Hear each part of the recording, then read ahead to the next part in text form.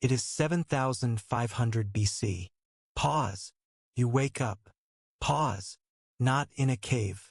Not in a tent. In a room. With walls.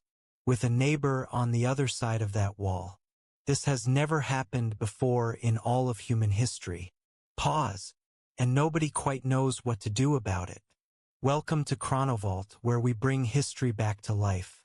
Today, the first cities, how humanity went from sleeping in the wilderness to building the neighborhoods, laws, and social contracts that still shape your world right now. If you are new here, subscribe and hit the bell. We upload every single day, covering all of human history. You do not want to miss what is coming. To understand why the first city was so radical, you need to understand what came before it. Pause. For roughly 200,000 years, 200,000 humans moved. They followed animals. They followed seasons. They carried everything they owned. A group of 20 to 50 people walking, hunting, gathering, sleeping under whatever shelter they could find. That was human life. Not for a century. Not for 1,000 years. For 200,000 years. Then something changed. Around 10,000 BC, the agricultural revolution. Humans discovered they could plant seeds and come back to find food waiting for them. For the first time in history, you did not have to chase your food. Your food stayed put. And surplus food meant something extraordinary. You could stay in one place. Pause. If you have enough grain stored to last the winter, you do not need to move. And if you do not need to move, you can build something permanent. This is the world we are entering. Not yet a city. Not yet civilization as we think of it. But something is starting to take shape. Pause. A place in what is now central Turkey is about to become the most important real estate in all of human history. It is approximately 7,500 BC. The place is called Çatalhöyük, a name most people cannot pronounce and almost nobody has heard of. Pause.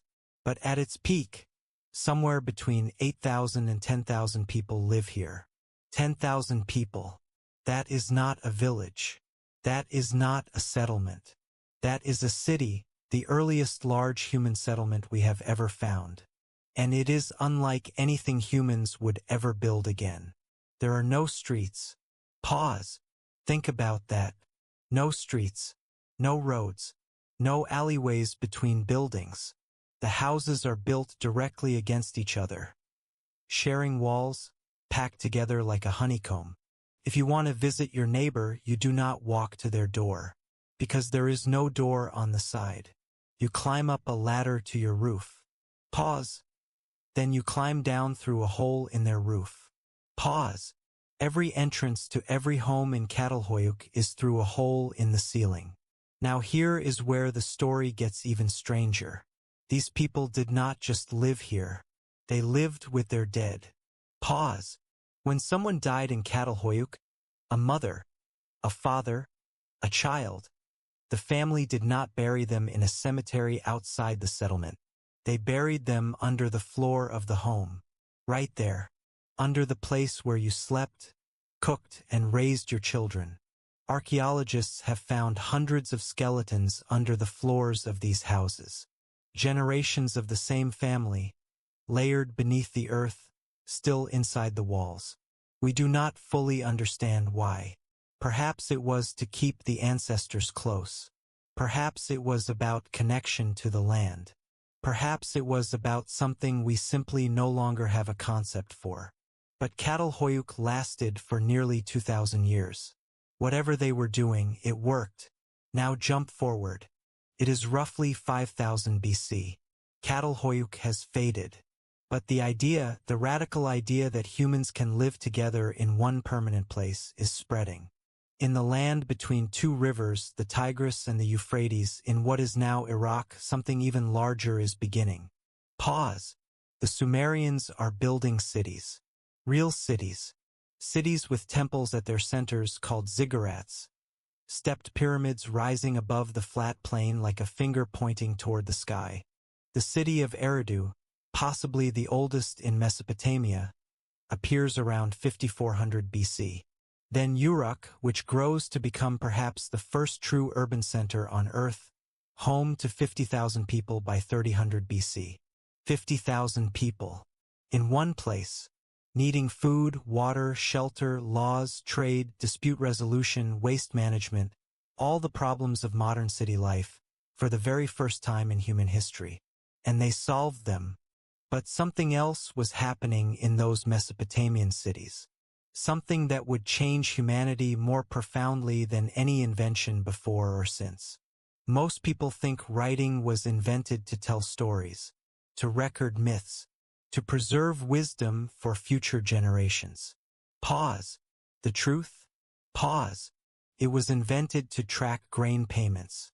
Around 3400 BC, Sumerian merchants had a problem.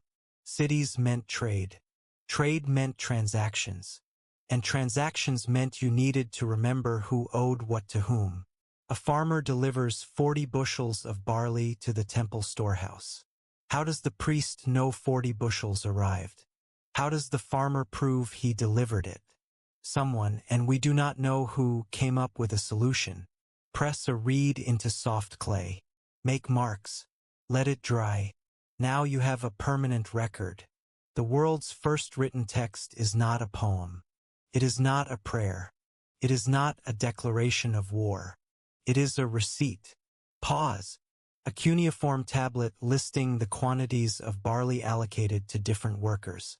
The oldest surviving written document in human history is essentially an ancient spreadsheet. But here is the extraordinary thing.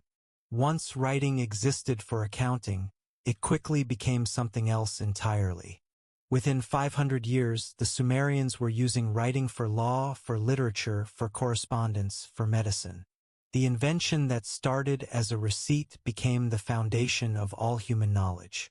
Now here is where the story takes a turn nobody expected. It is approximately 1754 BC. The Babylonian king Hammurabi has a problem. His empire is enormous, stretching across Mesopotamia from the Persian Gulf nearly to the Mediterranean. Different cities, different customs, different ideas about what is fair and what is not. His solution is radical. He will write down the law, not just suggest it, not just announce it, write it in stone, literally, and display it in public spaces across the empire so that every citizen can see exactly what the rules are. The Code of Hammurabi contains 282 laws. They cover everything: wages, property disputes, family law, trade regulations, what happens if a builder constructs a house that collapses and kills someone. For that last one, pause, the builder is put to death. Some of the laws are surprisingly fair for the era. Others reflect a brutal hierarchy. But the principle that rulers must be bound by written, published law that anyone can read is revolutionary. And this is the part that still gives me chills. Pause. The same principle Hammurabi established, that law must be written, public, and consistently applied, is the principle behind every legal system on Earth today. The U.S. Constitution, the UN Charter, your country's laws, all of them trace their philosophical DNA back to a stone pillar in ancient Babylon. Think about where you live. Pause. Whether it is a city of 10 million or a town of 10,000, someone decided to stop moving and stay. Someone built the first permanent structure. Someone invented a system to track resources. Someone wrote down rules. Every city on Earth, every apartment building, every neighborhood, every street, is a direct descendant of those 10,000 people who settled in Çatalhöyük 9,000 years ago.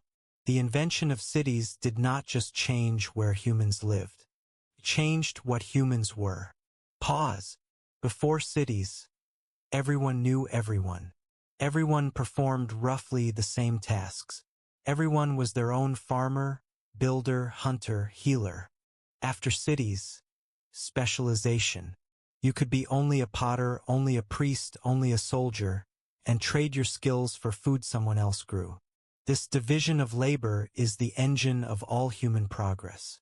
Every scientific discovery, every work of art, every technological breakthrough in history, only possible because someone else was growing the food. And writing, invented to track grain, became the vessel of all human thought.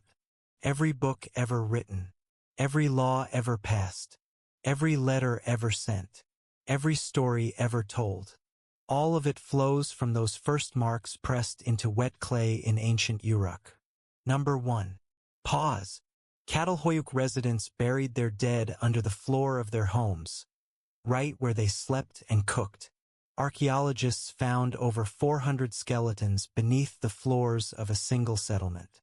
Generations of the same family, layered under the earth, still inside the walls where they lived. Pause. We still do not fully understand why. Number 2. Pause. Writing was invented approximately 5,500 years ago. Modern humans have existed for roughly 300,000 years. Pause. That means 94% of all human history happened before anyone could write anything down. Everything our ancestors experienced, every love, every war, every discovery, for 94% of our existence, it was simply lost, unrecorded, gone forever. Pause. Think about what we have already forgotten. Number 3. Pause. The world's oldest known love poem was written in Mesopotamia around 2000 BC. It was written by a woman, addressed to a king, and describes physical attraction in terms that would not feel out of place today. Pause. Across 4,000 years of human change, empires risen and fallen, religions born and transformed, languages